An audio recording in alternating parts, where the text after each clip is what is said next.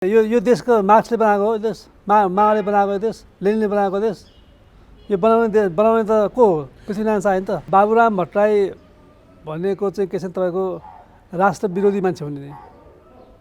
यी सबैभन्दा बढी चाहिँ राष्ट्र विरोधी मान्छे हुन्। राजा ज्ञानेन्द्र त्यस शालिगमा जानु भनेको यो ऐतिहासिक घटना हो। कुनै पनि राजाहरू पृथ्वीनारायण शाहको शालिगमा गएको थिएनन्। पृथ्वीनारायण शाहलाई भुल्नु भनेको भूगोल भुल्नु हो, नेपाल भुल्नु हो, नेपाल विरोधी हुनु हो। पृथ्वीनारायण शाह आक्रमण गर्नु भनेको चाहिँ नेपालमाथि आक्रमण गर्नु हो। हामी यदि पृथ्वीनारायण शाह नजन्मेको भए, पृथ्वीनारायण शाह जस्तो अर्को सुरु राजा नभएको भए हामी के हुन्थ्यो त आज? आज हामी जनगण अधिनायकका गीत गाउँथ्यौँ, हामी भारतीय हुन्थ्यौँ। सत्रधारे नाक काट्ने भनेको सत्रधारे भनेको कति हो तपाईँको? अब कस्तो हुन्छ? अब नाक चाहिँ सिँगै काट्ने कि त्यो सिँगै काट्यो भने त त्यो मान्छे बाँच्छ, ब्लिडिङ भएर चाहिँ रगत बगेर मरिहाल्छ। त्यही कारण त्यो सबै कुरा चाहिँ मिथ्या कुरा हो। पृथ्वीनारायण शाह मात्रै होइन, पृथ्वीनारायण शाहलाई सिध्याउने तर नेपालको नामै नै नामेट गर्ने, झन्डै फेर्ने भनेपछि उनीहरू देश विरोधी नभए के हुन्छन्? पृथ्वीनारायण शाहलाई सम्मान गर्नु पऱ्यो नि। पृथ्वीनारायण शाहले के बिगारे? एउटा राष्ट्र निर्माण गरेर हामीले दिए त के बिगारे त? अहिलेको यो भद्रगोल, यो बेथिती, यो जताततै लथालिङ्ग चाल छ नि, राज संस्था आएपछि यो सम्हालिन्छ? धेरै सम्हालिन्छ। पहिला पनि त थियो नि राज संस्था। राज संस्था हुँदाखेरि यस्तो कहाँ थियो त? राजा वीरेन्द्र हुँदा यस्तो थिएन नि। इभन राजा ज्ञान हुँदा यस्तो थिएन। हामीलाई नेपाल चाहिन्छ भन्ने हो भने हामीले Marx, Lenin, Engels, Stalin, Lincoln, गान्धीका कुरा छोडेर पृथ्वीनारायण शाहका विचारहरूलाई हामीले व्यवहारमा उतार्नुपर्छ। दलहरूले चाहिँ माओवाद पढाए, लेनिनवाद पढाए, मार्क्सवाद पढाए, स्टालिनवाद पढाए, गान्धीवाद पढाए, लिङ्कनवाद पढाए। तर वास्तवमा यथार्थमा यो राज्य कसरी निर्माण भयो त? राज्य निर्माण भएपछि राज्य थामी खाने विचार कसले दियो त भन्दाखेरि पृथ्वीनारायण शाहले यो राज्य थामी खाने विचार दिएको थियो। यिनीहरूले नाम पनि चयन गरेका छन्। त्यो नामसम्म चयन गराउने काम पनि रहेको काम हो। माओवाद भनेर नाम छ। पृथ्वीनारायण शाहले यो एकीकरण पनि होइन, यो वास्तवमा यो पुनः एकीकरण हो क्या। नेपाल भन्ने पहिले नै थियो। नेपाल भन्ने राष्ट्र पहिला पनि थियो। नेपाल भन्ने राज्य पहिला ठुलो थियो। दर्शकवृन्द नमस्कार, चुरो कुरोमा तपाईँलाई हार्दिक स्वागत छ। हामी आज चुरो कुरोमा यो नेपालको मुहार बनाइदिने, यो नेपाल निर्माण गरिदिने राष्ट्र निर्माता बडा महाराज पृथ्वीनारायण शाहमा केन्द्रित भएर संवाद गर्नेछौँ। बडा महाराज पृथ्वीनारायण शाहको 300औं जन्म जयन्ती त हामीले भव्य रूपमा मनाइसक्यौँ। तर आजको दिनमा जन्मजयन्ती विशेष कार्यक्रम त होइन, तर नेपालमा पृथ्वी विचारको प्रवर्तक र अभियन्ताको रूपमा आफ्नो परिचय बनाउनु भएका, त्यो जटिल समयमा पनि पृथ्वी विचारलाई नेपालको ग्रामीण स्तरसम्म गाउँ गाउँमा जनजनमा पुर्याउन महत्त्वपूर्ण भूमिका खेल्नुहुने भरत बस्नेतसँग हामी पृथ्वी विचारमा केन्द्रित भएर संवाद गर्नेछौँ। आज देश यो लथालिङ्ग अवस्थामा छ, भत्ताभङ्ग अवस्थामा छ। पृथ्वीनारायणका ती दिव्य उपदेशहरू आज पनि उत्तिकै सान्दर्भिक छन्। छिमेकी राष्ट्र चीनले त्यही विचार बोक्यो। माओ सेतुङले पृथ्वीनारायणको विचार बोकेर आज चीनलाई विश्वकै 1 नम्बर शक्तिशाली बनाउन सफल भए। भारतमा गान्धीले पृथ्वीको विचार बोके, तर हामीले पृथ्वीको विचार बोक्न नसक्दा नेपालको यो बेहाल भयो भनेर आज जनजन र जनस्तरबाट यी कुराहरू उठ्न थालेका छन्। आजको दिनमा पृथ्वी विचारको कतिको सान्दर्भिकता छ? अब के पृथ्वी विचारलाई बोक्ने राज संस्था अथवा अरू कुनै शक्ति नेपालमा फर्किने सम्भावना छ र यो पछिल्लो दलदलको निकास के हुन सक्छ? यसैमा केन्द्रित भएर पृथ्वी विचारका अभियन्ता भरत बस्नेतसँग चुरो कुरोमा हामी चुरै कुरो निकाल्ने प्रयास गर्नेछौँ। सबभन्दा पहिले म चुरो कुरोमा पृथ्वी विचारका अभियन्ता भरत बस्नेतलाई स्वागत गर्छु। तपाईँलाई चुरो कुरोमा हार्दिक स्वागत छ। धन्यवाद। पृथ्वीनारायण शाह जन्मिएको 300 वर्ष भइसक्यो। हजुर। उहाँले त्यो बेला दिएका विचारहरू, दिव्य उपदेशहरू आज पनि त्यत्तिकै सान्दर्भिक छन् भनेर हामी कुरा गर्छौँ। तपाईँले चाहिँ यहाँ विभिन्न वादहरू थिए नि त, मार्क्सवाद थिए, माओवाद, लेनिनवाद, काङ्ग्रेसवाद, गान्धीवाद, अनेक वाद भइरहेको बेला यो पृथ्वी विचारलाई अगाडि बढाउनु पर्छ, यो पनि एउटा विचार हो भनेर कहाँबाट त्यस्तो सोचाइ आयो? के तपाईँलाई त्यस्तो सन्देश प्राप्त भयो अन्तरात्मादेखि र त्यो सुरुवात गर्नुभयो? किन गर्नुभयो? मैले यहाँबाट सुरु। यो पहिले त लामो समयदेखि पृथ्वीनारायण शाहलाई बिर्सियो। अब श्री 5 बडामा पृथ्वीनारायण शाहको जुन योगदान छ त्यो योगदानको विषयमा चर्चा परिचर्चा हुन कम भयो। जस्तो 104 वर्ष राणाले शासन गरे, त्यति बेला पृथ्वीनारायण शाहको विषयमा केही कुराकानी भएन। त्यसपछि भीमसेन थापाले चाहिँ त्योभन्दा अगाडि भीमसेन थापाले शासन गर्नुभयो, त्यति बेला पनि पृथ्वीनारायण शाहको विषयमा चर्चा गरिएन।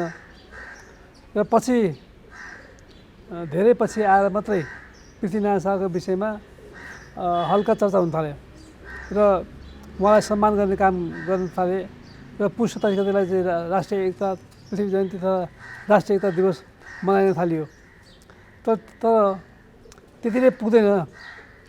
पृथ्वीनारायण शाहले यो भूगोल मात्रै हामीलाई दिनु भएन, यो भूगोल थामी खाने विचार पनि दिनुभएको थियो। र मैले चाहिँ म पनि पहिला सुरुमा विद्यार्थी कालमा चाहिँ अब पार्टी पोलिटिक्समा भन्दा पनि विद्यार्थी पोलिटिक्समा अलिअलि लागेको मान्छे हो। कता झुकाव थियो तपाईँको विद्यार्थी पोलिटिक्स? मेरो प्रजातान्त्रिक काङ्ग्रेसतिर झुकाव थियो। अहिले काङ्ग्रेस पार्टीमा हुनुहुन्न? म छैन। र मैले के विचार गरेँ भने पछि मलाई के ज्ञान आयो भने यहाँ चाहिँ नेपालमा चाहिँ दलहरूले चाहिँ माओवाद पढाए, लेनिनवाद पढाए, मार्क्सवाद पढाए, स्टालिनवाद पढाए, गान्धीवाद पढाए, लिङ्कनवाद पढाए। तर वास्तवमा यथार्थमा यो राज्य कसरी निर्माण भयो त? राज्य निर्माण भएपछि राज्य थामी खाने विचार कसले दियो त भन्दाखेरि पृथ्वीनारायण शाहले यो राज्य थामी खाने विचार दिएको थियो। त्यो विषयमा चाहिँ चर्चै हुँदैन।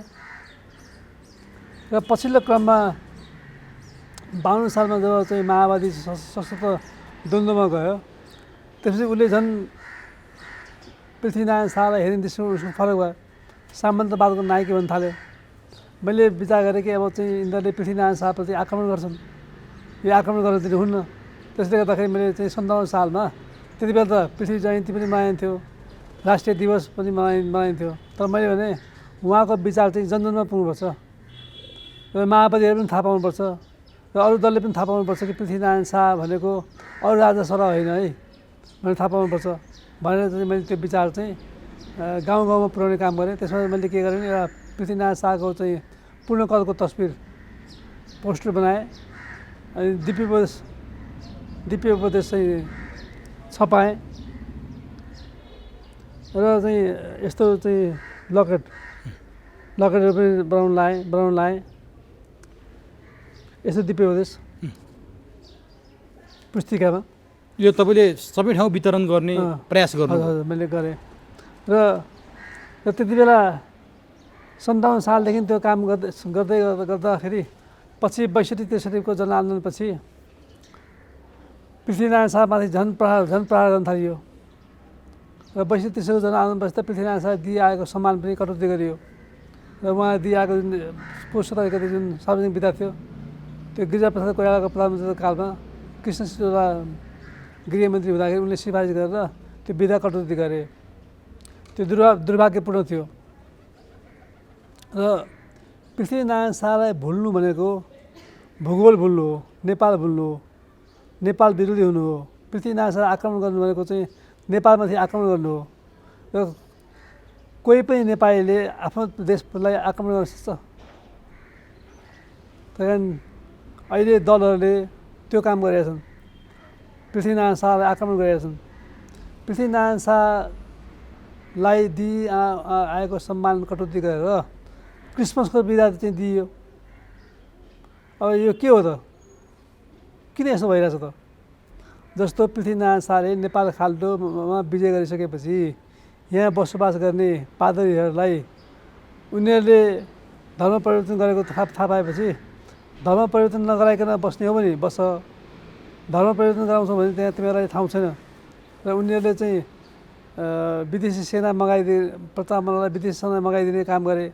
त्यसले गर्दा पृथ्वीनारायण शाहले उनीहरूप्रति शङ्का गरेर देश निकाला गरे। तिनै पादरीहरूले पृथ्वीनारायण शाहको बदनाम गर्दै गए र अझ तिनै पादरीहरूले माओवादीको बुइ चढेर क्रिसमस बिदासम्म दिन चाहिँ उनीहरू चाहिँ सफल भए। त्यो 300 वर्ष अगाडि पृथ्वीनारायण शाहले पादरी लखेटेको कुराले आज पनि ती पादरी अथवा ती पश्चिमा राष्ट्र, तपाईँले जुन राष्ट्रलाई सङ्केत गर्न खोज्नु भएको छ तिनीहरू माओवादीको बुई चढे भन्दाखेरि त्यति बेलाको कुरा आजसम्म तिनीहरू बिर्सेका छैनन् र? तिनीहरू विशेष छैन। तिनीहरूलाई यो के आधारमा भन्दैछौँ हामी? तिनीहरूको चाहिँ ठुलो प्रयास के थियो भने त्यति बेलाको प्रयास के थियो भने नेपाललाई निल्ने, नेपाललाई पनि निल्ने, नेपाल निलिसकेपछि तिब्बतलाई निल्ने, तिब्बत निलिसकेपछि चाइनालाई पनि आफ्नो बसमा ल्याउने उनीहरूको त्यो अभियान थियो। त्यो अभियान पृथ्वीनारायण शाहले तुवाइदिनु भयो। त्यो तुवाइदिएपछि त उनीहरू त सबभन्दा ठुलो चाहिँ आजसम्म पनि बदलाको भाव छ। बदलाको भाव छ नि, बदलाको भाव छ। होइन नत्र भने जस्तो माओवादीहरूले त सत्ता परिवर्तनको कुरा गरे नि। माओवादीहरूले के गरे त? माओवादीहरूले पहिलो कुरा त के गरे भने संसदीय दलको विरोध गरे। खसीको टाउको देखाएर कुकुरको मासु बेच्ने थलो भयो भनेर त्यसको विरोध गरे। राजसंस्थाको विरोध थिएन, संसदीय व्यवस्थाको विरोध थियो। तर उनीहरू थप त्योभन्दा विकृत संसदीय व्यवस्थामा प्रवेश गरे र चाहिँ धर्मनिरपेक्षताको कुरा पनि थिएन, संहिताको कुरा पनि थिएन, यो कहाँबाट आयो? गणतन्त्रको कुरा पनि थिएन। त यो के भयो भने विदेशीहरूले यिनीहरूलाई एजेन्डा दिए। यिनीहरूले जस्तो भनौँ न जनयुद्धको सारा समय बाबुराम भट्टराई, पुष्पकमल दाहाल प्रचण्ड यिनीहरू दिल्लीमा ज्वाइँ पाले जस्तो पालिएको थियो। यो धेरैले भन्नुहुन्छ, हजुर धेरैले यो कुरा भन्नुहुन्छ कि दिल्लीको र नोएडामा ज्वाइँ पाले जस्तो प्रचण्ड बाबुराम राखियो भनेर। यो यसका कुनै तथ्य प्रमाणहरू हामीसँग छन्? तथ्यहरू त के छैन, उनीहरू उही थियो नि। जस्तो गिरिजाप्रसाद कोइराला त्यहाँ भेट्न जाँदाखेरि आर्मीको हेलिकप्टरले प्रचण्ड गएको ठाउँमा बसेको ठाउँमा पुर्याइदियो भन्ने कुरा त उनीहरूलाई थाहा छ। यो त तथ्य छ, यो त तथ्य प्रमाण त त्यसै छ नि। तर माओवादीहरू भारतीय विस्तारवाद मुर्दाबाद र सुरुङ युद्धको कुरा पनि गर्थे फेरि, त्यो चाहिँ के रहेछ? उनीहरू जुन कुरा भन्थे त्यो कुरा गर्दैन थिए। उनीहरूलाई सुरुदेखि नै रले ट्याप गरेको हो, सुरुदेखि नै। र त्यसमा चाहिँ दुईवटा कुरा छ हामीले बुझ्नुपर्ने, दुईवटा कुरा छ नेपालमा। के छ भने भारतलाई नेपालमा राजा घाँडो भएको थियो। उसले सिक्किम विलय गरायो। भुटानलाई उसको परराष्ट्र र सुरक्षा नीति उसले हेर्ने बनायो। नेपाललाई पनि ऊ भुटान जस्तै बनाउन चाहन्थ्यो। नेपालका राजा पनि भुटानका राजा जस्तो भएर बस्छन् भन्ने चाहन्थ्यो। अनि नेपाल त अलिकति स्वतन्त्र राष्ट्र हो, सार्वभौम स्वतन्त्र राष्ट्र हो। यहाँको जनसङ्ख्याको चाहिँ राजनीतिमा चेतना पनि त्यतिकै छ। त राजाले भुटानको राजा हुने कुरा आएन भनेपछि भारतीयहरूलाई राष्ट्रता घाँडो थियो र पश्चिमाहरूलाई हिन्दू राज्य घाँडो थियो। त्यही कारण यी दुवैको मिलोमतोमा माओवादीहरूलाई यो काम लगाए, प्रचण्ड बाबुरामलाई। जस्तो यिनीहरूले सुरुङ युद्ध यो चाहिँ सबै ढोङ कुरा हो। के चाहिँ देखिन्छ भने नेपाली जनतामा चाहिँ राजनीतिक चेतना चाहिँ बलियो छ, राष्ट्रवादी चेतना बलियो छ। त्यही भएर उनीहरूले चाहिँ भारतीय विस्तारवादको चाहिँ शब्द चयन गरे, त्यो प्रति आकर्षित भए नेपालीहरू। तर त्यो सबै के थियो भने देखावटी कुरा मात्रै थियो। आज छत्ताछुल्लो भयो त्यो एकदम, त्यो कुरा देखावटी मात्रै थियो। त्यस्तै सुरुङ युद्धको कुरा गरे, त्यो हेर्दाखेरि चाहिँ कठोर राष्ट्रवादी जस्तो देखिन्थे। तर उनीहरू चाहिँ भारतमा बसेर भारतीयहरूको चाहिँ भूमिमा सबै साधन स्रोत प्रयोग गरेर यहाँ के आउँछ, यहाँ चाहिँ भारतको चाहिँ इसारा बिना सलाई पनि आउँदैन, बल्ने कुरामा सलाई पनि आउँदैन। यत्र बिना गोला बारुद कहाँ आयो त? यत्रो बिना चाहिँ अब उनीहरूले ट्रेनिङ पनि उसै इन्डियनले दियो, भारतीयले दिए, रले सबै त्यसको जिम्मेवारी लिइदियो। त्यही कारण यो जुन जनयुद्ध छ त्यो जनयुद्ध चाहिँ लड्ने त नेपालीले लडे, देख्दाखेरि त नेपालीले लडेको देखियो। तर लडाउने काम कसले गर्यो? भारतले गर्यो। त्यसकारण अब पृथ्वी विचार चाहिँ सान्दर्भिक भाव भन्ने तपाईँलाई लाग्यो हो? अब पृथ्वीनारायण शाह यदि हामीलाई नेपाल चाहिन्छ, हामी नेपाली हौँ सार्वभौम नेपाली हौँ, हामीलाई नेपाल चाहिन्छ भन्ने हो भने हामीले Marx, Lenin, Engels, Stalin, Lincoln, गान्धीका कुरा छोडेर पृथ्वीनारायण शाहका विचारहरूलाई हामीले व्यवहारमा उतार्नुपर्छ यदि हामीलाई नेपाल चाहिन्छ भने। होइन हामीलाई नेपाल चाहिँदैन भन्ने हो भने त हामीले माओ बोके हुन्छ, मार्क्स बोके हुन्छ, लेनिन बोके हुन्छ, अब्राहम लिङ्कन बोके हुन्छ, गान्धी बोके हुन्छ। त्यही कारण हाम्रो यो चाहिँ छनौटको कुरा हो, हामी के चाहन्छौँ त। तर लामो समयदेखि नेपालका कम्युनिस्टहरूले तपाईँले अघि भनेका मार्क्सवाद, लेनिनवाद, माओवाद, स्टालिन सबैलाई पथप्रदर्शक मानेर उनीहरूका पार्टी कार्यालयमा आज पृथ्वीनारायण शाहको फोटो तस्बिर देखिँदैन। ती तपाईँले र मैले नाम उल्लेख गरेका विदेशीहरूका फोटो राखिरहेछन् त, लामो समयदेखि राखिरहेछन्। पृथ्वीनारायण शाहलाई राख्ने हिम्मत किन नभए होला?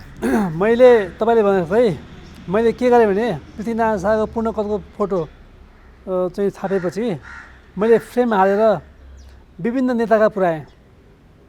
मैले जस्तो महानकुमार नेपालको बैठकमा मैले राख्न लगाएँ, केपी ओलीको बैठकमा राख्न लगाएँ,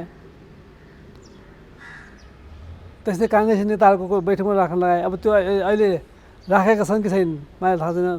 तर 62-63 जनआन्दोलनपछि महानकुमार नेपालको घरमा पुग्दाखेरि उहाँले भन्नुभयो, ल हेर्नुहोस् तपाईँले दिएको फोटो अहिलेसम्म मसँग छ, मलाई चाहिँ देखाउनु हो क्या मलाई। त्यही कारण अब यो चाहिँ के छ भने हामीले पनि प्रयास, हाम्रो पनि प्रयास हुनुपर्छ, कसैको कसैको त प्रयास हुनुपर्छ। तर पार्टी कार्यालयमा यी कसैको तपाईँले भनेका नेताहरूको पार्टी कार्यालयमा पुग्दा काहीँ पनि पृथ्वीनारायण शाहको देखिँदैन। र उनीहरूले केही कार्यक्रम गर्नु पर्यो, महाधिवेशन गर्नु पर्यो, महासमिति गर्नु पर्यो भने उनीहरू मार्क्स, लेनिन, माओका फोटोमा माल्यार्पण गर्छन्। पृथ्वीनारायण शाहकोमा फोटो उनीहरू सम्झिँदा पनि सम्झिँदैनन्। त्यही त यो देशको मार्क्सले बनाएको हो देश, माओले बनाएको देश, लेनिनले बनाएको देश। यो बनाउने त को हो? पृथ्वीनारायण शाह नि त। अनि हामीले कहिले यिनीहरूलाई सोध्यौँ त प्रश्न, खै त पृथ्वीनारायण शाहको फोटो भनेर हामीले सोधेनौँ। यिनीहरूलाई छपाछप भोट हालिदिएर सत्तामा पठाइरह्यौँ भनेपछि गल्ती तिनीहरूको कि जनताको? अब गल्ती त पहिला कुरा त उनीहरूकै हो, अब गल्ती केही हदमा जनताको पनि हो। होइन, जनताले तपाईँले जस्तो हिम्मत त गरेन नि, पृथ्वीनारायण शाहको फोटो राख, माल्यार्पण गर भनेर जनताले पनि उनीहरूलाई अब जनतामा पनि त्यसमा हामी कहाँ 2-3 तहको जनता छन् होइन। एउटा चाहिँ साक्षर, असाक्षर, अब अरू चाहिँ बौद्धिकहरू। अब बौद्धिक मान्छेहरूले पनि यो कुरा सोधेनन् क्या, सोध्नु पर्थ्यो। जस्तो मैले त्यो आँट गरेँ, मैले चाहिँ सबै ठाउँमा गएर कुरा गरेँ। मैले एकचोटि पुष्पकमल दाललाई पनि भेट्ने मौका पाएको थिएँ र म अहिले पनि कोसिस गर्दैछु उहाँसँग गएर तपाईँको पृथ्वीनारायण शाहप्रतिको विचार के हो त भनेर एकचोटि सोध्नु मलाई मन लागेको छ। त्यस्तै बाबुराम भट्टराईले पनि सोध्नु मन लागेको छ मलाई। बाबुराम भट्टराईले कुनै बेला त उखु चोर भनेर आरोप समेत लगाए पृथ्वीनारायण शाहलाई। गोर्खामा उखु चोरेर खाएको भनेर आरोप, त्यस्ता उटपट्याङ कुरा पनि गरे नि त बाबुराम भट्टराई। होइन, अब उखु खाएको पक्का हो होइन, उखु खाएको त हो। तर त्यो बाल्यकालमा केटाकेटीपनमा त्यो कुरा हुनसक्छ नि। अनि बाबुराम भट्टराईले त्यो स्तरको कुरा गर्न सुहाउँछ? आरोप लाउन मन लागेपछि जे मन लाग्छ त्यही आरोप लाउन मिल्छ त? अब बाबुराम भट्टराई भनेको चाहिँ के छ तपाईँको राष्ट्र विरोधी मान्छे हुन् नि। यी सबैभन्दा बढी चाहिँ राष्ट्र विरोधी मान्छे हुन्। यिनीहरूकै नेतृत्वमा 17,000 मान्छेको चाहिँ आहुति दिएको छ। के को लागि त त्यो? राष्ट्र निर्माणको लागि थियो। त्यो जघन्य अपराध किन गरियो? त्यो पनि भारतमा बसेर त्यो भारतमा बस्ने, नेपालमा हान्ने र नेपालका चाहिँ गरिब गुर्बाका चाहिँ केटाकेटीमा मारिदिने, त्योभन्दा दुर्भाग्य के हुन्छ? र त्यसपछि उनीहरू आएपछि के परिवर्तन भयो त? राम्रो कुरा उनीहरूले के गर्यो त? गणतन्त्र ल्याए अरे जनताको लागि। के ल्यायो? एउटा विरासतको आधारमा, वंशको आधारमा राजा हुने परम्परालाई फालेर जनताबाट अनुमोदित भएर आउने, जनताको छोरो राष्ट्रपति हुने, राष्ट्र प्रमुख हुने, जो पनि राष्ट्र प्रमुख हुन सक्ने भोलि मत पाएपछि त्यो व्यवस्था बनायौँ हामीले, संहिता ल्यायौँ, समावेशिता ल्यायौँ, धर्मनिरपेक्षता ल्यायौँ भनेर गर्व गर्दैछन्। यो सबै उनीहरूले ल्याएको होइन। यहाँ जति पनि कुराहरू आएका छन् ती सबै आयातित हुन्। यहाँ यिनीहरूले ल्याएको कुरा केही पनि छैन। यिनीहरूले हेर्ने हो भने यिनीहरूले 12 बुद्धि गराए। त्योभन्दा अगाडि के छ भने पहिला त दुर्भाग्य के भयो भने राजा वीरेन्द्रको वंशनाश भयो। जुन दिन वंशनाश भयो त्यो दिन राष्ट्रसत्ता त एक किसिमले अन्त भयो नि त। तर फेरि दललाई राष्ट्रसत्ताको निरन्तरता चाहियो, त्यसले गर्दा उनीहरूले चाहिँ राजा ज्ञानेन्द्रलाई युवराज राजा ज्ञानेन्द्रलाई चाहिँ सत्तामा राखे उनीहरूको अनुकूलताको लागि राखे। नत्र भने त राख्नुपर्ने थिएन नि त। त्यही बेलादेखि गणतन्त्र सुरु गरे हुन्थ्यो नि त। किन गर्न सकेन? सकेन नि त्यताले हो। त्यसले गर्दाखेरि राजा ज्ञानेन्द्रलाई राजगद्दीमा राखे। राजगद्दीमा राखिसकेपछि यसले चाहिँ राजसत्ताको निरन्तरता पायो। अब राजा ज्ञानेन्द्रले पछि सत्ता हातमा लिए। सत्ता हातमा लिँदाखेरि के कुरा थियो भने बाचा के थियो भने म माओवादीलाई मूलधारमा ल्याउँछु, 3 वर्षलाई समय दियो, म माओवादीलाई मूलधारमा ल्याउँछु, 3 वर्षपछि जनताको नासो जनतालाई सुम्पिन्छु म भनेर उनले 3 वर्षलाई चाहिँ त्यो सत्ता लिएका हुन्। र नभन्दै नेपाली सेनाले माओवादीहरूलाई तहस नहस पारिरहेको थियो। उनीहरू सिद्धिनै बसाउँथे। र भारतले के देख्यो भने त्यो प्रोक्सी वार थियो। भारतको प्रोक्सी वार थियो। भारतले के देख्यो भने हामी सेनासँग लड्न सक्दैनौँ, माओवादीले सेनासँग लड्न सक्दैनन्, यिनीहरूलाई अर्को उपाय खोजिदिनुपर्छ, नत्र भने यिनीहरू पराजित हुन्छन्। नभन्दै तपाईँको पटक पटक पुष्पकमल दाहाल प्रचण्डले भनेछन् हामी लिते हुन्थ्यौँ, यदि हामीले दलहरूसँग सम्झौता नगरेको भए हामी लिते हुन्थ्यौँ भनेछन्। पटक पटक सार्वजनिक रूपमा भनेछन्। त्यो कुरा त तपाईँलाई थाहा छ होइन? थाहा छ। भनेपछि राजा ज्ञानेन्द्रले चाहिँ जितिसकेको चाहिँ ऊ हो युद्ध माओवादीलाई बसमा ल्याइसकेको कुरा हो। तर त्यति बेला के भयो भने भारतले 12 बुँदे गराइदियो। यदि 12 बुँदे नगराइदिएको भए माओवादी चाहिँ मूलधारमा आइसक्थ्यो र चाहिँ त्यसपछि सत्ता सुम्पिने कुरा हुन्थ्यो राजाले। तपाईँले ठ्याक्क कुरा ल्याउनु भयो नि, माओवादीलाई सत्ता सुम्पिने भन्नुभयो। राजा ज्ञानेन्द्र र प्रचण्डको बिचमा 5 बुँदे सहमति भयो। माओवादीलाई सत्ता सुम्पिने भने मैले दललाई सत्ता सुम्पिने भने। अनि त्यो 5 बुँदेको निकै चर्चा छ नि आज। केपी ओलीले सार्वजनिक रूपमा भने 2060 साल मङ्सिर 18 गते प्रचण्ड र राजा ज्ञानेन्द्रको बिचमा 5 बुँदे सहमति भएको थियो, जसको 1 नम्बरमा दलहरूलाई चाहिँ निषेध गरेर प्रचण्ड र राजा ज्ञानेन्द्र मिलेर सत्ता चलाउने, एमाले र काङ्ग्रेसलाई निषेध गर्ने भन्ने सहमति थियो भन्ने कुरा सार्वजनिक गरे। के थियो? अब यो कुरा चाहिँ उडन्ते कुरा हो। म यसलाई यो उडन्ते कुरा हो। यसमा चाहिँ कहीँ तुक छैन। तर पुराको त्यो प्रस्ताव पुराको भनेर केबी रोकायोले मै हुँ पुर्याउने 2-3 पटक भनेर। पहिलो कुरा त के छ भने नेपालका राजाहरूले माओवादीसँग त्यस्तो खालको सम्झौता गर्दैन। माओवादी भने त राष्ट्रसत्ता विरोधी तत्त्व हो। अनि त्यसपछि दललाई चाहिँ बाइपास गरेर माओवादीसँग मिल्नु। तर माओवादी जनयुद्धलाई मलजल पुर्याउने, जनयुद्ध गर्न लगाउने दरबार निकटकै मान्छेहरू हुन्। दरबार निकटकै मान्छेहरूले मोटो रकम सहयोग गरेका थिए भनेर आरोप लाउने राधाकृष्ण मैनाली मैसँग अन्तर्वार्तामा बोल्नु भएको छ। अब मैले तपाईँलाई अघि भने होइन, यो चाहिँ के छ भने माओवादीहरूको चाहिँ सुरुदेखि नै जस्तो बाबुराम भट्टराईले ट्याप गरे, यिनीहरूले त स्कुलदेखि ट्याप गर्छ नि। रले त स्कुलदेखि नै विद्यार्थीहरू हेर्छ क्या, को बोल्न सक्छ, को क्षमतावान छ, त्यस्तो मान्छेलाई आफ्नो मान्छे बनाउने हो। म्हणजे बाबुराम भट्टराईलाई सुरुदेखि उनीहरूले चाहिँ आफ्नो बसमा राखेका छन् क्रिस्चियनहरूले र भारतीयहरूले। त्यसैले दरबारले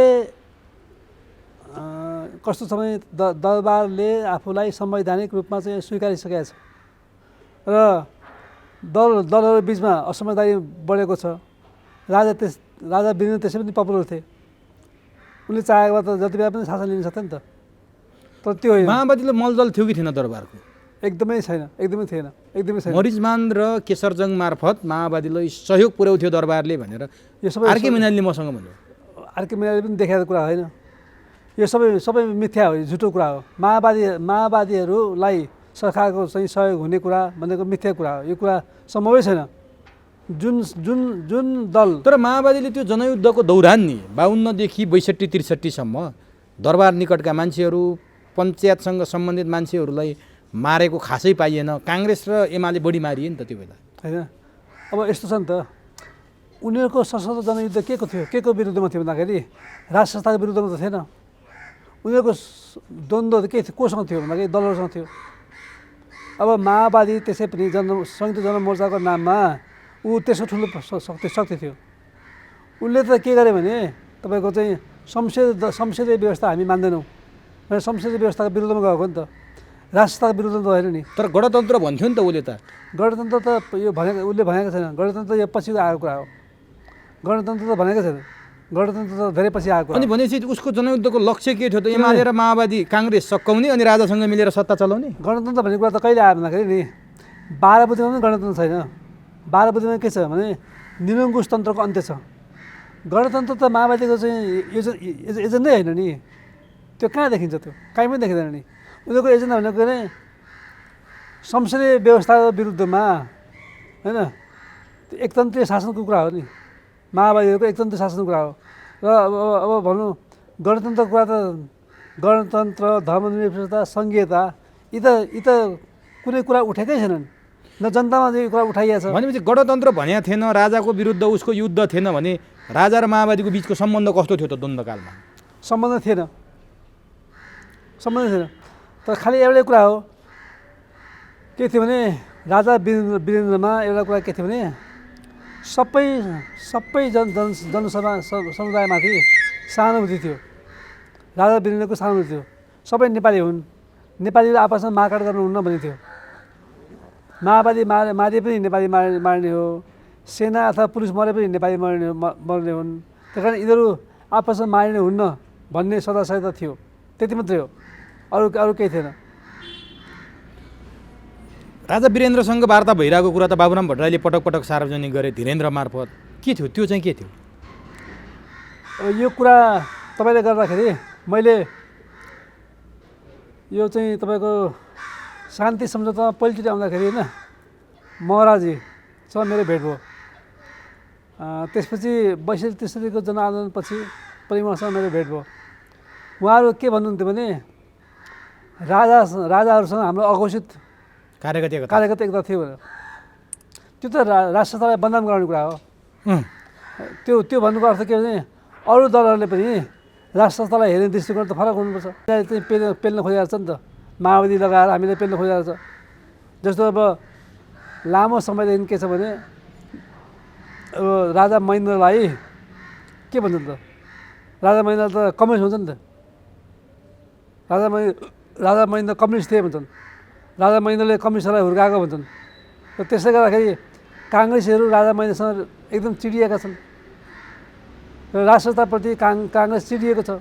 किनभने जहिले पनि के भन्छ भने राजाहरूले चाहिँ वामपन्थीहरूलाई सहयोग गरेका छन्। त्यो सत्य हो? त्यो असत्य हो।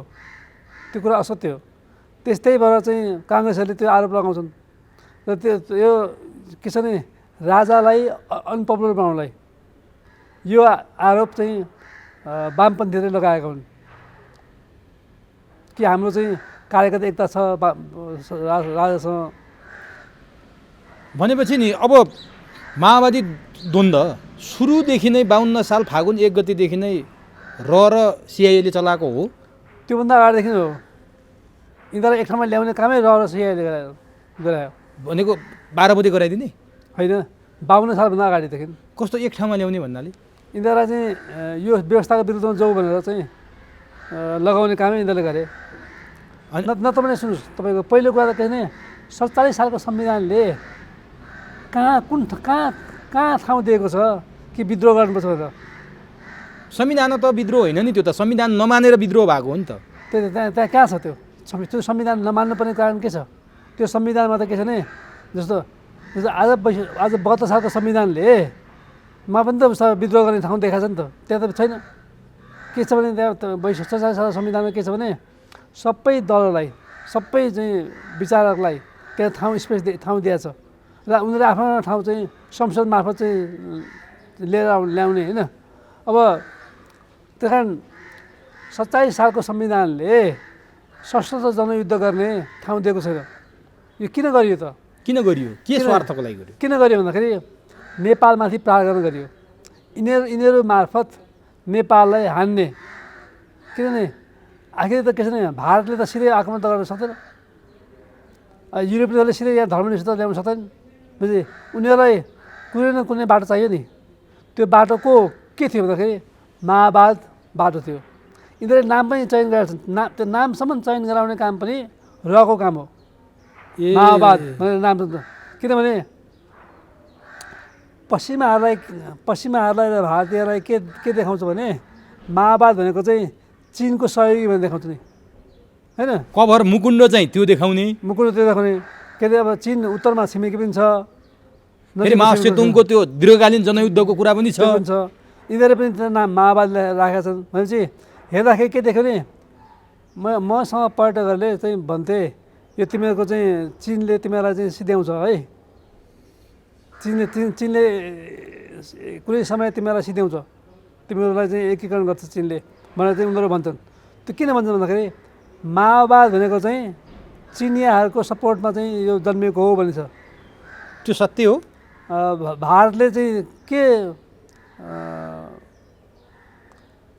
चलाखी गर्यो भने माओवादको नाममा ऊ चाहिँ पानीमाथिको ओबानो बन्यो र चाहिँ बाहिरीहरूले चाहिँ युरोपियनहरूले चाहिँ अमेरिकनहरूले चाहिँ के देख्यो भने चिनियाहरूको यो चाहिँ सहयोगमा नेपालमा सशस्त्र द्वन्द्व हुँदैछ भन्ने कुरा चाहिँ देखायो। त्यो असत्य कुरा थियो।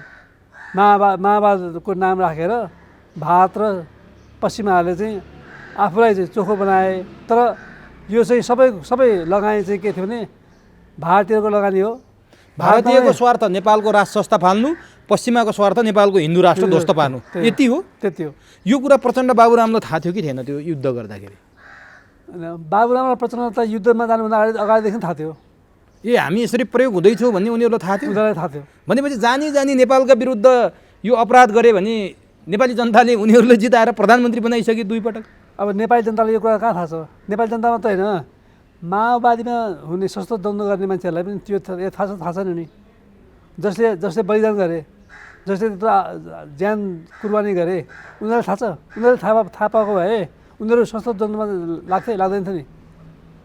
यो त के छ भने प्रचण्ड, बाबुराम भट्टराई केही सीमित व्यक्तिलाई पनि थाहा छ, अरूलाई थाहा छैन। जस्तो त्यसमा चाहिँ अब सिपी गजलहरूलाई थाहा छैन यो कुरा, मोहन वैद्यलाई थाहा छैन यो कुरा। बाबुराम प्रचण्ड चाहिँ योबाट दीक्षित थिए, सुरुदेखि दीक्षित। अब त्यसो हो भने बाबुराम प्रचण्डले नेतृत्व गरेको नेकपा माओवादीले र तपाईँले अघि एउटा कुरा भन्नुभएको थियो कि ६२-६३को परिवर्तनपछि गिरिजाप्रसाद कोइराला प्रधानमन्त्री हुँदा, कृष्ण सिटौला गृहमन्त्री हुँदा पृथ्वीनारायण शाहको पृथ्वी जयन्तीको राष्ट्रिय एकता दिवसको दिन दिने बिदा कटौती गरे भनेर। अब माओवादीले त्यसरी सिआइए र रको सहयोगमा गरेको जनयुद्ध ६२-६३ पछि स्थापना भएको सरकारले पृथ्वीनारायण शाहको बिदा कटौती गर्नु, माओवादी जनयुद्ध चाहिँ ६२-६३को आन्दोलनमा जसरी सेफ ल्यान्डिङमा आयो त्यो आउँदाखेरि पृथ्वीनारायण शाहका शालिग फाल्नु, राजाहरूका शालिग भत्काउनु, टाउका फोड्नुको अर्थ चाहिँ के छ? यो दुईवटा कुरा उनीहरूको मुख्य प्राण के छ भने पृथ्वीनारायण शाह हुन्। पृथ्वीनारायण शाहले पादरीहरूलाई यहाँबाट निकालेका लखेर जुन किसिमले निकाले त्यसको बदला लिने भावले उनीहरूले यो काम गरे, र यो अब पृथ्वीनारायण शाहलाई बदलावको भावमा हेरेर सामन्तको नायकी भने चाहिँ कसले भन्यो? माओवादीले भने सामन्तको नायकी भन्यो। त्यसै नै उनीहरूले चाहिँ पृथ्वीनारायण शाह शालिगहरू फुटाए घिसारी फाले। अब यो के थियो भन्दाखेरि उनीहरूलाई के काम दिएको थियो भने जसरी हुन्छ राजालाई बदनाम गर्नु। त्यसरी त्यो राजाको नायकी भनेको पृथ्वीनारायण शाह हो, उसलाई बदनाम गर्नुपर्छ। उसलाई बदनाम गरेपछि मात्रै त्यहाँ परिवर्तन हुन्छ भन्ने हिसाबले चाहिँ बदनाम गर्ने काम चाहिँ मा उनीहरू लागे। अनि त्यो बिदा कटौती गर्दा चाहिँ के हुँदो रहेछ? गिरिजाप्रसाद कोइरालाको नेतृत्वमा भएको सरकारले बिदा चाहिँ के का लागि कटौती गर्यो त? अनि उनीहरूको चाहिँ ध्येय नै के थियो भने पृथ्वीनारायण शाहलाई अपमान गर्नु थियो। पृथ्वीनारायण शाह उनीहरूले त केसम्म गर्यो भने नेपालको झन्डा फेर्नुपर्छ भने, नामै फेर्नुपर्छ भने नेपालको नामै फेर्नुपर्छ भनेपछि उनीहरू त पृथ्वीनारायण शाह मात्रै होइन, पृथ्वीनारायण शाहलाई सिध्याउने तर नेपालको नामै नै नामेट गर्ने, झन्डै फेर्ने भनेपछि उनीहरू देश विरोधी नभए के हुन्छन्?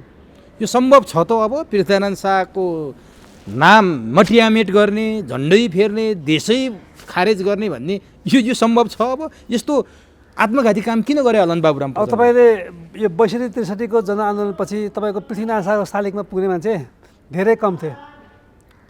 हामी त्योभन्दा अगाडि झाँकी जुलुस लिएर जान्थ्यौँ 62-61भन्दा अगाडि पृथ्वीनारायण शाहको शालिगमा। अब त्यो 62-63 अब चाहिँ आन्दोलनपछि त्यो लगभग स्टप जस्तै भयो। पृथ्वीनारायण शाहको चाहिँ शालिग सिंहदरबार स्थित शालिगमा कल्की भाँचिएको थियो। श्रीपेजको कल्की भाँचिएको थियो। अब त्यसपछि पृथ्वीनारायण शाहलाई रातो बुर्काले छोपेर राखेको थियो। अब पुस आउनु लागिसक्यो, त्यो कसैले निकाल्दैन, सेनाले पनि निकाल्दैन। अनि मैले नै एकजना साथीसँग मिलेर मैले भने यो त निकाल्नुपर्छ, हामी 62 यो चाहिँ पुस त हामी जानुपर्छ भनेपछि हामीले पहल गरेर त्यो बुर्का निकाल्यौँ होइन, त्यो कल्की भाँचेको कल्की त्यसलाई मर्मत गऱ्यौँ। त्यस्तो अवस्था थियो। भने पृथ्वीनारायण शाह त नसम्झिने अवस्था थियो क्या, धेरै कमले सम्झिन्थ्यो।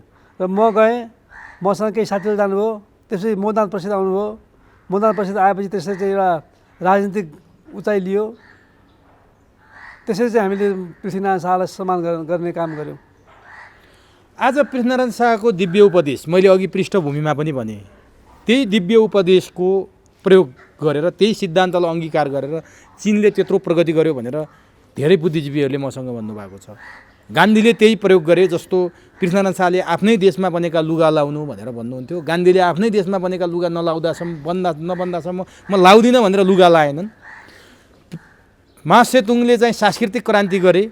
माओ सेतुङले यहीँबाट प्रभावित भएर, पृथ्वीनारायण शाहबाट प्रभावित भएर सांस्कृतिक क्रान्ति र औद्योगिक क्रान्ति गरे भनेर डाक्टर जगमान गुरुङले हामीसँग भन्नुभएको छ। यस्ता यस्ता कुराहरू उनीहरूले गरिरहँदा आज हामी चाहिँ त्यही पृथ्वीनारायण शाहले हाम्रै निम्ति दिएको दिव्य उपदेश लागू गर्न किन सकिरहेको छैन? यो सबै कुरा के छ भने हामीले के गर्यो भने 7 साल पछाडिदेखि नै हामीले के गर्यो भने पहिला त अब राणाकालमा पनि त्यो कुरा भएन। राणाहरूले पनि के एक किसिमले चाहिँ राजाहरूलाई खोपीको रूपमा मात्रै राखे। राजालाई चाहिँ उज्यालो चाहेर उनीहरूले पनि। पृथ्वीनारायण शाहको विचार त त्यति बेलासम्म थिएन, त्यो दिव्य उपदेशै थिएन राजाको कालमा। पछि चाहिँ यो मात्रै फेला परेको। र अनि अब पछि राजाहरूमा पनि अब पृथ्वीनारायण शाह मान्नु त माने, तर जुन हिसाबले मान्नु पर्थ्यो एउटा त पाठ्य पुस्तकमै चाहिँ पढाउनु पर्थ्यो, त्यो भएन। त्यही नभएको हुनाले नै मैले यो चाहिँ विषय उठान गरेको हो। यो मैले पनि अब ढिलै उठान गरेँ भनौँ न, निकै अगाडि गर्नु पर्थ्यो, मलाई पनि त्यो चेतना भएन। अब चाहिँ यो विचारलाई अब मैले सुरुमा गर्दा के गर्थेँ भने विचार गोष्ठीहरू गर्थेँ। विचार गोष्ठीमा चाहिँ विभिन्न दलका नेतालाई बोलाउँथेँ र पृथ्वीनारायण शाहको विषयमा चाहिँ विचार व्यक्त गराउने अवसर मिल्थ्यो त्यहाँ। र धेरैले चाहिँ पृथ्वीनारायण शाहको सकारात्मक कुराहरू गर्नुहुन्थ्यो। अब तर मैले भने नि माओवादीले एक किसिमले सकारात्मक काम पनि गर्यो। पृथ्वीनारायण शाहलाई चिनाउने काम त गरायो नि। नकारात्मक काम गरेर भए पनि सकारात्मक काम भयो। अहिले त तपाईँको चाहिँ अहिले त अब तपाईँ अस्ति देखिहाल्नुहोस् पुस्तक कति मान्छे थिए। अहिले सामाजिक सञ्जालमा नि जस्तो एउटा हुइम नै चल्या छ के, पृथ्वीनारायण शाहको जन्मदिनको बारेमा अथवा पृथ्वीनारायण शाहको बारेमा फोटो राखेर पृथ्वीनारायण शाहसँगका फोटो खिचाएका तस्बिरहरू सामाजिक सञ्जालमा राख्ने एकदमै लहरै चल्या छ। यसको कारण चाहिँ के हो? पहिला यति धेरै थिएन। अब चाहिँ बिस्तारै मान्छेहरूले बुझ्नु थाले। पहिला त तपाईँ एकजना भरत बस्नेतले गरेर गाउँमा पुर्याउनु पर्ने बाध्यता थियो, अब त सबैले बोक्न थाले। यो पार्टीका दलका नेताहरूले पनि पृथ्वीनारायण शाहलाई एकताको प्रतीकका रूपमा राष्ट्रिय एकता दिवस मनाउने पृथ्वी जयन्ती भनेर काङ्ग्रेस एमालेका नेताहरूले पनि राखेको देखियो। होइन यसपालि म तपाईँको चाहिँ म यसपालि मात्रै होइन, हरेक वर्ष होइन म चाहिँ विभिन्न दलका नेतृत्वहरूलाई गएर मैले चाहिँ आग्रह गर्थेँ कमसेकम अरू कुरा त्यसोकै होस् न, तपाईँको चाहिँ विचार के छ? पृथ्वीनारायण शाहलाई सम्मान गर्नु पऱ्यो नि। पृथ्वीनारायण शाहले के बिगारे? एउटा राष्ट्र निर्माण गरेर हामीले दिए त के बिगारे त? त्यो पनि छरिएको राष्ट्र। यदि पृथ्वीनारायण शाह नजन्मेको भए, त्यो बेला नजन्मेको भए, र यो पृथ्वीनारायण शाहले एकीकरण नगरेको भए आज हामी कोही बिहारी हुन्थ्यौँ, कोही बङ्गाली हुन्थ्यौँ, कोही उत्तर प्रदेशी हुन्थ्यौँ, कोही उत्तराखण्डी हुन्थ्यौँ, हामी नेपाली त हुने थिएनौँ नि। तर राजेन्द्र लिङ्गदेनले प्रधानमन्त्री शेरबहादुर देउवालाई भेटेर राप्रपाका अध्यक्षले बिदा दिन आग्रह गरे। क्रिसमसमा बिदा दिइयो, तपाईँलाई थाहै छ। शनिबारको दिन पनि बिदा भनेर सरकारले मन्त्री परिषदको निर्णयले घोषणा गर्यो। पृथ्वीनारायण शाहको जन्म जयन्तीमा बिदा दिन किन आनाकानी गरे होला सरकार? शेरबहादुर देउवाले त्यो हिम्मत किन नगरे होला? कसलाई खुसी पार्नु छ? अब मैले जस्तो गृहमन्त्रीलाई भेटेँ होइन, गृहमन्त्रीसँग चाहिँ मैले कुरा राखेँ। उहाँले के भन्नुभयो भने हाम्रो चाहिँ कोलिसन पार्टनर छ, कोलिसन गभर्मेन्ट हो, हामीले मात्रै गरेर हुँदैन, म कोलिसन पार्टनरसँग सोधेर के गर्न सकिन्छ गर्छु भने होइन। त्यो चाहिँ अब टार्ने कुरा भयो। भनेपछि अवरोध को रहेछ त, माओवादी या माधव नेपाल? माधव नेपाल पनि अवरोध छैन। माधव नेपालसँग मैले यो गृहमन्त्रीसँग यो कुरा गरिसकेपछि मैले माधव नेपाललाई फोन गरेँ। मेरो उहाँसँग राम्रै सम्बन्ध छ, भेटघाट छ, मलाई राम्रै लिने हुनुहुन्छ। मैले फोन गरेर भने तपाईँको पृथ्वीनारायण शाहलाई हेर्ने दृष्टिकोण के छ त, यस्तो यस्तो छ कुरा। मैले चाहिँ सरकारको मान्छेलाई कुरा गरेँ, सरकारले चाहिँ कोलिसन गभर्मेन्टसँग कुरा गर्छु हुन्छ भन्दाखेरि मैले उहाँको कुरा सुन्दाखेरि कोलिसन गभर्मेन्टसँग चाहिँ पार्टनरसँग सरकारले कुरा गरेको जस्तो देखिनँ मैले। मैले त्यो हामीलाई कुरा आएको थियो, हामीले हुन्छ भनेछौँ अथवा हुन्न भनेछौँ भन्ने कुरा हुन्थ्यो नि त, त्यो कुरा उहाँले गर्नु भएन। होइन पृथ्वीनारायण शाहलाई मान्नुपर्छ, उहाँको योगदान अतुलनीय छ भनेर भन्नुभयो। अब मैले त्यसपछि पुष्पकमल दाहाल प्रचण्डलाई पनि भेट्न कोसिस गरेँ, तर त्यति बेला के थियो भने कोरोनाको कारणले गर्दाखेरि भेट भएन। तर हिचकिचाहट कसले किन गरे होला नि? यो के हुन्छ यिनीहरूले यदि साँच्चीकै बिदा घोषणा गरे भने यिनीहरूलाई कहाँबाट के खतरा छ? नगर्दा जनताबाट खतरा देखियो। यिनीहरूलाई के छ भने यिनीहरू मैले भने नि क्रिस्चियनहरूको प्रभावमा यिनीहरू छन्। कङ्ग्रेस आईको प्रभावमा रहको प्रभावमा यिनीहरू छन्, क्रिस्चियन र रहको प्रभावमा यिनीहरू छन्। त्यो प्रभावले गर्दाखेरि यिनीहरूमा हिचकिचाहट छ। यदि बिदा दिए भने उनीहरूबाट खतरा छ यिनीहरूलाई? खतरा भनेर दबाब छ, त्यो नगर, त्यो गऱ्यो भने तिमीहरू चाहिँ जनताले चाहिँ अरू कुरा पनि माग्न सक्छन् भन्ने होला नि त। तर यसरी तपाईँले पृथ्वीनारायण शाहको व्याख्या गरिरहँदा अर्को पाटोबाट, अर्को एङ्गलबाट हेर्ने हो भने, अर्को कोडबाट हेर्ने हो भने पृथ्वीनारायण शाहको विरोध गर्नेहरू पनि छन् नि। जस्तो आङ्काजीहरू हरेक पुस 27मा किर्तिपुरमा पुगेर थुथु गर्छन्। जनजातिहरूले पृथ्वीनारायण शाहलाई अपनत्वको रूपमा लिन सकेका छैनन्। पृथ्वीनारायण शाहले नेपाल एकीकरण गरे होइन, गोर्खा राज्यको विस्तार गरे हो भनेर आरोप लगाउँछन्। विस्तारवादी भन्छन् पृथ्वीनारायण शाहले। जनजातिको घले राजालाई ठुन्काएर नेपालमा चाहिने बाहुन क्षेत्रीहरूको एउटा चाहिँ दबदबा सुरुवात गरेको पृथ्वीनारायण शाह अराष्ट्रिय तत्त्व हो, राष्ट्रिय एकताको प्रतीक होइन भनेर आरोप लाउनेहरू पनि छन्। तिनीहरूले किन त्यसो भने? अब यस्तो छ, पादरीहरूले लामो समयदेखि नेपालमा प्रभाव राखेका छन्। तिनीहरूकै प्रभावमा परेका यो अब केही मान्छेहरू, थोरै मान्छेहरू छन्। जस्तो तपाईँले भन्नु आङ्काजी भयो, आहुति भए, सिकेलाल भए, यस्ता थोरै मान्छेहरू चाहिँ पृथ्वीनारायण शाहलाई विरोध गर्छन्। अब उनीहरूलाई नेपाली हुनलाई, नेपाल आफ्नो देश हो भन्नलाई, म नेपाली हुँ भन्नलाई उनीहरूलाई हिचकिचाहट छ। तर उनीहरूले हेर्नुपर्छ दक्षिणको चाहिँ राज्य भारत होइन, भारतमा त कसले त्यो एकीकरण गर्थ्यो? विदेशीले गर्थे। त्यहाँका मान्छे एकीकृत किन हुने? तिनीहरू त आफ्नो आफ्नो राज्य खोज्नु पर्यो नि त। खै त्यहाँ छैन त। हामीलाई भारत महान भन्छ होइन। भनेपछि हामीले पाएको देशप्रति गर्व नगर्नु त्यो त अपराध हो नि, त्यो राष्ट्र विरोधी हो। तर उनीहरूले आरोप लगाउँछन् नि जनजातिमाथि चाहिँ पृथ्वीनारायण शाहले विस्तारवादको नीति ल्याए, गोर्खा राज्यको विस्तार गरे, जनजातिका राजा घले राजालाई ठुन्काए। उनीहरूको आरोप के किर्तिपुरको 17 धार्नीको नाक कानको कुरा गर्छन्। के थियो त्यो? अब पहिलो कुरा त पृथ्वीनारायण शाहले यो एकीकरण पनि होइन, यो वास्तवमा यो पुनः एकीकरण हो क्या। नेपाल भन्ने पहिले नै थियो। नेपाल भन्ने राज्य त पहिला पनि थियो। नेपाल भन्ने राज्य पहिला ठुलो थियो, त्यसपछि भाइ अंश लाएर यो खुम्चियो र टुक्रा टुक्रा भयो। यो चाहिँ अहिले चाहिँ पृथ्वीनारायण शाहले पुनः एकीकरण गर्ने प्रयास गर्दाखेरि 54वटा राष्ट्रमा विभक्त थियो। यो 54वटा राष्ट्रमा र पृथ्वीनारायण शाहले एकीकरण गर्दाखेरि यदि गोर्खाको विस्तार हुन्थ्यो भने आज हामी गोर्खाली हुन्थ्यौँ, यो देशको नाम गोर्खा हुन्थ्यो, भलै राजधानी चाहिँ काठमाडौँ हुन्थ्यो होला, तर राष्ट्रको नाम त गोर्खा हुन्थ्यो नि त। विस्तार गरेर त गोर्खा देश भनेर हुन्थ्यो, गोर्खा देश हुन्थ्यो नि त। जबकि चाहिँ ब्रिटिसहरूले चाहिँ गोर्खा भन्छ क्या, नेपाल भन्दैन थियो, उनीहरूले गोर्खा भन्थ्यो। किनकि गोर्खाले चाहिँ सिपाहीहरू वीर योद्धाहरूले चाहिँ जितेको देश भनेर गोर्खा भन्थ्यो। त्यसले गर्दा यो विस्तारित यो चाहिँ गोर्खा विस्तार होइन। यो पृथ्वीनारायण शाहले आफ्नो राज्यलाई नेपालमा आएर के अरे बिसाए, गोर्खालाई बिसाए र नेपाललाई टिपे। र नेपाल भन्ने राज्य पहिला पनि सुरु थियो। र यसलाई जे छ पुरानो भूगोलको रूपमा राख्ने प्रयास गरे। त्यस कारणले यो विस्तारीकरण होइन। यो नाकको कुरा के थियो कीर्तिपुरको? यो नाक यो चाहिँ के छ भने मैले जगमानजीको पनि कुरा सुन्दै थिएँ होइन। उहाँले भन्नुहुन्थ्यो कि चाहिँ त्यहाँ बदमासी भएको हुनाले केही उशृङ्खल व्यक्तिहरूलाई दण्डित गर्नलाई नाकको टुप्पोमा चिनारी मात्रै ल्यायो। अब म चाहिँ के भन्छु भने कीर्तिपुरेहरू साहसी थिए, वीर योद्धाहरू थिए। उनीहरूले दुई पटक गोर्खालीलाई पराजित गरे। झनै पृथ्वीनारायण शाह नै त्यहाँ काटिएका थिए। पछि चाहिँ त्यहीँका मान्छेले चाहिँ जोगाए कीर्तिपुरले जोगाइदिए र भागेर चाहिँ आफ्नो ठाउँमा गए। अब त्यसपछि त्यस्तो लडाइँमा मात्रै कीर्तिपुर हात लागेछ र यसरी चाहिँ बहादुरहरूले पराक्रमीहरूको जुन देश छ त्यो देशमा चाहिँ अब विधर्मीले चाहिँ आक्रमण गरेपछि उनीहरूलाई चोट पर्यो।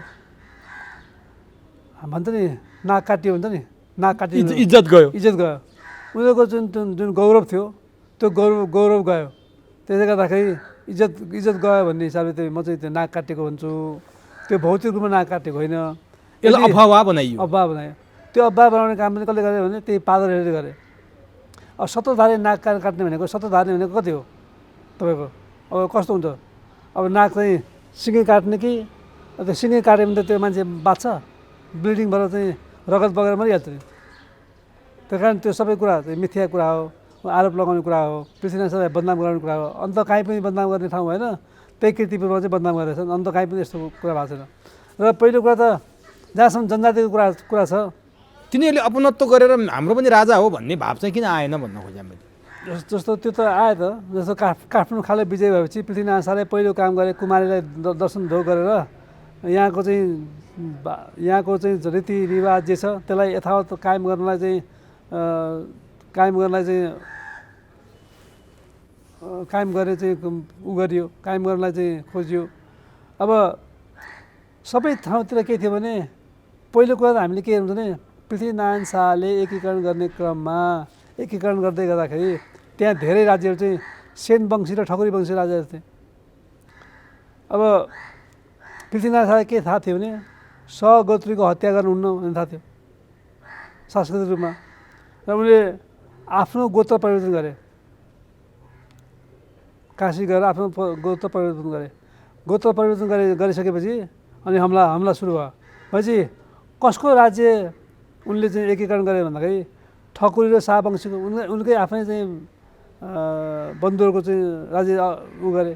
त्यसमा त्यति बेला चाहिँ अरू जनजातिको राज्य थिएन। जनजातिको राज्य थियो भने त्यो धेरै अगाडि थियो। त्यो चाहिँ अरू सेन वंशीहरूले ठकुरी वंशीहरूले त्यसलाई चाहिँ आफ्नो ठाउँमा आफ्नो चाहिँ शासनमा चाहिँ मिलाइसकेका थिए। त्यसले गर्दा यो चाहिँ मिथ्या हो जनजातिहरूले चाहिँ त्यो कुरा गर्नु। अब त्यो भने नि यो सबै कुरा किन भयो भन्दाखेरि यो कुरा यो माओवादीले सिकायो क्या। माओवादीले पछिल्लो क्रममा के गर्यो भन्दाखेरि जातीय राज्यको कुरा गर्यो। उसले भन्यो तिमीको राज्य थियो, संयुक्त राज्य चाहिँ को कुरा माग उठाइदियो। तिमीको राज्य थियो, पृथ्वीनारायण शाहले तिमीको राज्य खोसेर खाएका भनेर भनिदियो।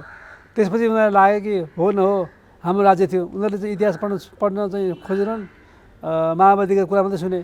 भने यो देशलाई थिलो यो अवस्थामा पुर्याउन महत्त्वपूर्ण योगदान माओवादीको छ। एकदम सकारात्मक पाटोबाट होइन, नकारात्मक पाटोबाट। माओवादीले त अब जातीय राज्यको कुरा गरेन।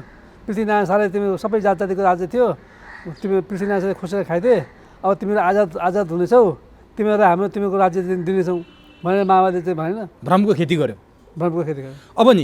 अब यो पृथ्वीनारायण शाहको कुरा गर्दाखेरि यदि पृथ्वीनारायण शाह नभइदिएको भए पहिलो कुरा भयो, भइदिएर पनि एकता यो राष्ट्रिय एकीकरण नगरिदिएको भए आज यो के हुन्थ्यो? यो पहिलाको नेपाल त तपाईँले भनिसक्नुभयो, त्योभन्दा अगाडि पनि नेपाल थियो भनेर।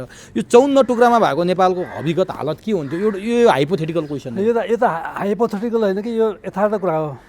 के हुन्थ्यो त? स्वाभाविक रूपमा के हुन्थ्यो भने इस्ट इन्डिया कम्पनीले तपाईँको भारतमा त्यत्रो ठुल्ठुलो राज्यहरू थिए, तिनीहरूलाई एकपछि अर्को गरेर चाहिँ उपनिवेश बनाएन।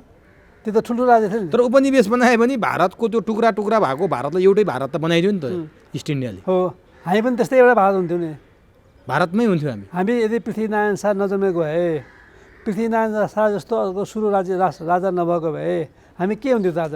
हामी अब आज हामी जनगण अधिनायकका गीत गाउँथ्यौँ, हामी भारतीय हुन्थ्यौँ, हमारा भारत महान है भन्ने हुन्थ्यो। भन्थ्यो कुरै छैन। अनि त्यस्तो अवस्थामा पुष्पकमल दाहाल र चाहिँ प्रचण्ड बाबुरामले कहाँ जनयुद्ध गर्थे? आज चाहिँ शासन गर्ने देउबाले कसलाई शासन गर्थे? हामी यो त घाम जस्तै ऐना जस्तै चाहिँ उ छ नि। अब नि यो त प्रष्ट भयो। अब यो स्थिति सिर्जना भइसकेपछि अब नेपालको अहिलेको राजनीतिको कुरा गरौँ न। राजनीति अहिले एकदमै तरल छ, हजुर, भद्रगोल छ। हजुर, कति बेला के हुने हो भन्ने थाहा छैन। विदेशी हस्तक्षेप हत्तै बढाएको छ। विदेशी हस्तक्षेपले नेपालै नरहने हो कि भन्ने खतरा उत्पन्न भएको छ भनेर हामी देख्छौँ, सुन्छौँ, भन्छौँ। यही बेला राजा ज्ञानेन्द्रको एउटा शुभकामना सन्देश आयो। जुनसुकै तन्त्र भए पनि जनताले केही पाउन्नन् भने त्यो तन्त्रको कुनै अर्थ छैन भनेर उहाँले जनतन्त्र, जनगणतन्त्र, प्रजातन्त्र, लोकतन्त्र, गणतन्त्र यी सबै निरर्थक हुन्छन् भन्ने कुराको सङ्केत गर्नुभएको छ। गणतन्त्र आएको 13-14 वर्षपछि उहाँ भौतिक रूपमा पृथ्वीनारायण शाहको शालिग अगाडि गएर माल्यार्पण गर्नुभयो। अस्तिको उपस्थिति तपाईँले देख्नु भएको छ। यी दुईवटा कुराले के सङ्केत गर्छ? के राज संस्था फर्किन लागेको हो, पुनर्स्थापित हुन लागेको हो?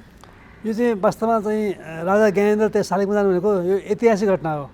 कुनै पनि राजाहरू पृथ्वीनारायण शाहको शालिगमा गएको थिएनन्। मैले चाहिँ धेरै अगाडिदेखि मैले चाहिँ के कुरा राख्दै आएको भने राजाले पनि पहिला चाहिँ पृथ्वीनारायण शाहलाई मान्नु पऱ्यो। त्यो दिन राजा स्वयं उपस्थित हुनुपर्छ भनेर मैले धेरै वर्षदेखि यो कुरा, यो अभियान मैले चाहिँ चालेको हो। र सौभाग्यवश यो 300औं पृथ्वी जयन्तीमा को दिन होइन, को दिवस पाएर अवसर पाएर राष्ट्रपति पनि जानुभयो। राजा ज्ञानेन्द्र पनि सवारी हो, राजा ज्ञानेन्द्र पनि सवारी हो। त्यसले गर्दा के देखिन्छ भने अब राजा ज्ञानेन्द्रलाई पहिलो कुरा त विस्थापित गर्ने कुरै थिएन। 12 बुद्धिमा के गरिरहेछ भने त्यहाँ राज संस्थाको निरन्तरताको कुरा गरिरहेछ। त्यहाँ निरङ्कुश तन्त्रको अन्त्य मात्रै भनिएको छ। त्यसले राज संस्थाको निरन्तरताको कुरा गरेछ, संवैधानिक राज संस्थाको निरन्तरताको कुरा गरेछ, सङ्घीयताको कुरा गरेको छैन, धर्मनिरपेक्षताको कुरा गरेको छैन। अब संवैधानिक राज संस्थाको निरन्तरता भनेपछि गणतन्त्रको कुरा आएन। यो त के छ भने पश्चिमाहरू र भारतमा पनि कङ्ग्रेस आई र को नेतृत्वमा दलहरूले जबरजस्ती उहाँलाई पच्युत गरायो। जेठ 11 गते जुन चाहिँ पत्र, असली कुरा चाहिँ के छ भने जेठ 11 गते चाहिँ दरबारको र दलहरूको बिचमा पत्राचार भएको छ होइन, पत्राचार भएको छ। त्यसमा चाहिँ गणतन्त्रको कुरा काहीँ पनि उल्लेख छैन। यो त के अरे जबरजस्ती गर्नेको पछाडि के आएको छ? राजाले संसदीय व्यवस्थालाई सम्मान गरे, संसद बिउताइदिए, त्यही संसदले राजालाई खाए। तिनीहरू राजाको सम्मान गर्न सकेन। सम्मान गर्छ। अब यसले राजा ज्ञानेन्द्र त हिजो राजा थिएन नि। राजा वीरेन्द्रको देह वंशनाश भइसकेपछि न राजा भए हुन्। राजालाई के फरक पर्छ? केही दिन राजा भए, त्यसपछि उनी चाहिँ फेरि पुरानो अवस्थामा आए। निर्मल निवासमा थिए, निर्मलमा आए। त कुरा के छ भने फरक त के पर्यो? राष्ट्रलाई पर्यो नि, जनतालाई पर्यो नि। अब यिनीहरूले चाहिँ देश र जनतालाई सम्हाल्न सकेका छन् त? छैनन् त। त्यसले गर्दाखेरि मेरो विचारमा चाहिँ के छ भने नेपाल जस्तो भूगोलमा बिपी कोइरालाले पनि भनेको हो कि राष्ट्रियताको प्रतीक भनेको राज संस्था हो, प्रजातन्त्रको चाहिँ प्रतीक भनेको दलहरू हो, दलहरूले र राजाहरू एकै सँगसँगै मिलेर जानुपर्छ भनेर भनेको। त्यसैले संवैधानिक राज संस्था, बहुदलीय प्रजातन्त्रको बटम लाइनमा बिपी कोइरालाको चाहिँ उठ्यो। र बिपीले अर्को कुरा के पनि भन्नुभएको थियो भने नेपालको हिसाबमा नेपालमा राजनीतिक आमूल परिवर्तनको क्रममा हामीले वामपन्थीहरूसँग सहकार्य गर्नुहुन्न, हामी आफ्नै बाहुबलमा परिवर्तन गराउनुपर्छ भनेर भन्नुभएको थियो। जब वामपन्थीहरूसँग सायद सालमा चाहिँ सहकार्य गरेपछि वामपन्थीले बिस्तारै काङ्ग्रेसलाई घिसार्दै लान थाले र संसदीय व्यवस्था बदनाम भएर गएपछि काङ्ग्रेसहरू झन् बदनाम भएर गए र उनीहरू कमजोर पनि हुँदै गए र 62-63 पछि अब पुष्पकमल दाहाललाई गिरिजाप्रसाद कोइरालाले फेरि बोके।